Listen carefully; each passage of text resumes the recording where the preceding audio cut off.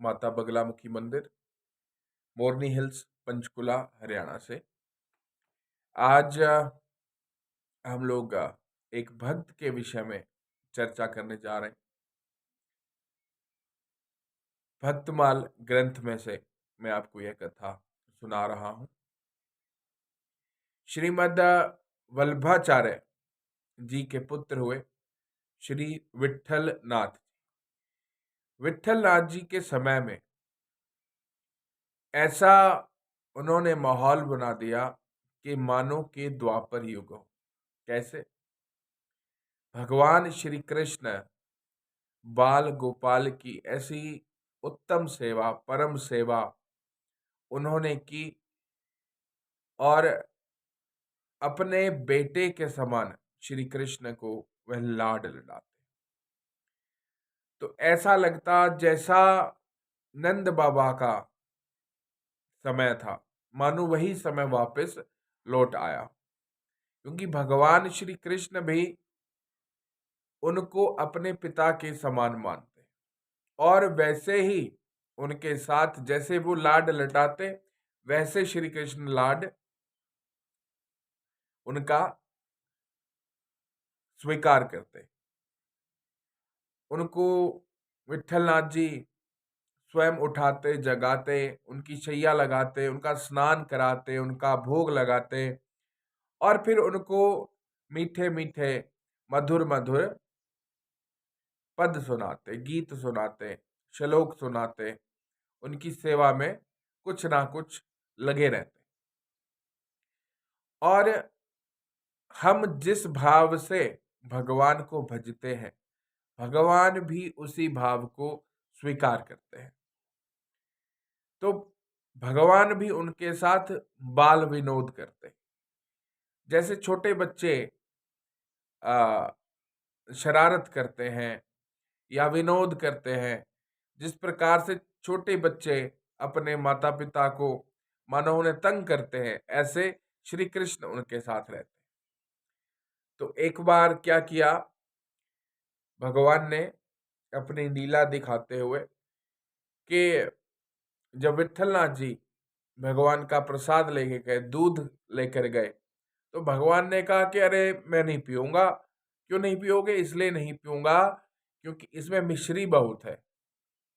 तो विट्ठलनाथ जी ने कहा कोई बात नहीं, हम दूसरा ले आते। फिर लेकर गए तो कहने लगे कि ये तो फीका है, इसमें तो मिश्री है ही नहीं, तो मैं ये नहीं पीऊंगा। तो विट्ठलनाथ जी ने कहा कि अब क्या करें, जब चीनी डाल दूं, शक्कर डाल दूं तो कहेंगे कि मीठा बहुत है, और कम डाल रहा हूं तो कह रहे हैं कि भाई इसमें तो है नहीं। तो विट्ठलनाथ जी ने क्या करा कि एक कटोरी चीनी अलग से साथ में दे दी, दूध अलग से दे दिया कि ले कान्हा, अपने आप ही मिश्री मिला ले और जितनी तुझे मिलानी है, जितना मीठा तुझे चाहिए, अपने आप मिलाकर पी ले। अब भगवान कहने लगे कि अरे मुझे मिश्री मिलानी नहीं आती, मैं नहीं जानता कि मिश्री कैसे मिलाई जाती है, इसलिए आप ही मीठा डाल कर दीजिए, आप ही मुझे मिश्री घोलकर दूध पिलाई। तो विट्ठलनाथ जी ने फिर डांट लगा दी कि जब तुझे मिश्री मिलाना आता ही नहीं तो बार बार ये नखरा क्यों करता है कि मीठा ज्यादा है या मीठा कम है। तो इस प्रकार से भगवान विट्ठलनाथ जी के साथ रहते हैं और विट्ठलनाथ जी भी खूब भगवान को लाड लड़ाते थे। एक बार भगवान ने कहा कि ये छैया जो आपने बिछाई है, ये आज मुझे रास नहीं आती, मुझे ये पसंद नहीं। तो बार बार गद्दे बदलने लगे, बार बार शैया बदलने लगे और भगवान अपनी लीला दिखाने लगे कि भाई ये मुझे पसंद नहीं है। तो क्या पसंद है तुझे? तो कहने लगे भगवान कि हे विट्ठलनाथ जी, मुझे तो यशोदा मैया की गोद में सोने की आदत है। अगर आप मुझे सुलाना चाहते हो तो अपनी गोद में ही मुझे सुलाइए, मुझे तो गोद में सोने में आनंद आता है।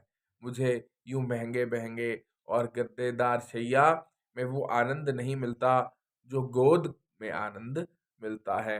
तो फिर विट्ठलनाथ जी ने उन्हें गोद में ही सुलाया। तो इस प्रकार से अपने भाव विट्ठलनाथ जी रखते हैं। एक बार विट्ठलनाथ जी के यहाँ 7 पुत्र थे, उनके 7 पुत्र थे। तो कोई चूड़ी पहनने वाली, जैसे पुराने समय में आता है चूड़ी पहनाने वाली, आ गई गली में। तो विट्ठलनाथ जी ने कहा कि अरे चूड़ी पहनाने वाली, मेरी सभी पुत्र वधू जो हैं, मेरी सभी बहुएं अंदर बैठी हैं और सबको जाकर चूड़ी पहनवा दियो और पैसा आकर मुझसे ले लियो। अंदर चली गई चूड़ी पहनाने वाली, एक एक कर कर बहुएं आने लगी और चूड़ी पहनने लगी।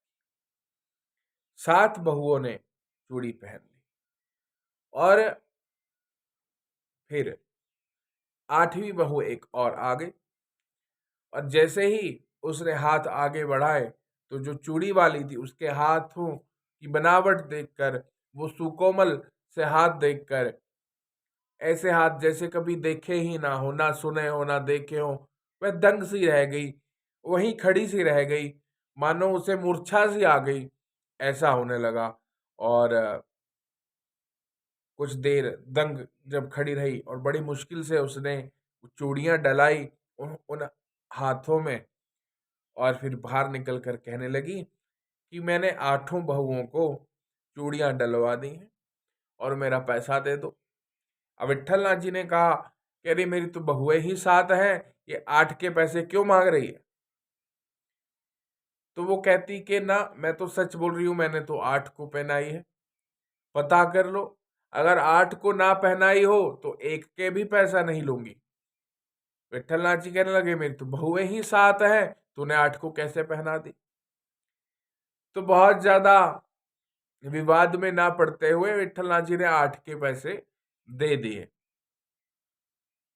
लेकिन बाद में जब समय हुआ विश्राम का, तो राधा रानी विट्ठलनाथ जी से आकर कहने लगी कि क्या मैं आपकी बहू नहीं हूं?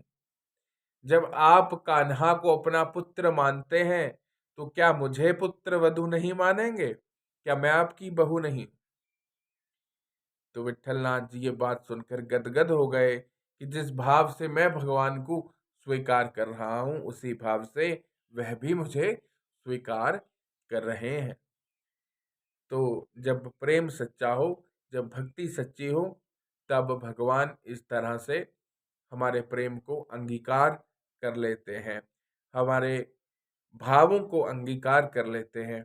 लेकिन शर्त केवल इतनी है, आपका जो प्रेम है वो दिखावे का ना हो, आपका जो प्रेम है वह सच्चा प्रेम हो, आपके सच्चे भाव हो। तो आप के उस प्रेम को, आपके वात्सल्य को, आपकी भावना को भगवान स्वयं स्वीकार कर लेते हैं। तो इस तरह से श्री विट्ठलनाथ जी, इनकी आगे और भी बहुत सी ऐसी कथाएं हैं और मैं आपको फिर समय लगेगा तो अवश्य सुनाऊंगा। बाद में इनसे एक बार सेवा छीन भी ली गई थी कुछ षड्यंत्र कर कर, लेकिन भगवान ने फिर सारा अपनी लीला रची और इनको सेवा वापस भी मिल गई। तो इस तरह से बहुत सी इनकी कथाएं हैं विट्ठलनाथ जी की, जो कि भक्तमाल ग्रंथ में दी गई हैं। आप पढ़ भी सकते हैं, अथवा मुझे जैसे समय लगेगा आपको अवश्य सुनाऊंगा। और भक्तों के चरित्र पढ़ने से, भक्तों के चरित्र सुनने से आप में भक्ति का संचार होता है, आप में भक्ति आती है। तो इसलिए भक्तों के चरित्रों का सदा ही श्रवण करते रहना चाहिए, पठन करते रहना चाहिए और जहाँ तक हो सके भगवान की भक्ति में अपने मन को, अपने तन, अपने धन को लगाए रखना चाहिए। इसी के साथ जय माता दी, जय श्री कृष्ण।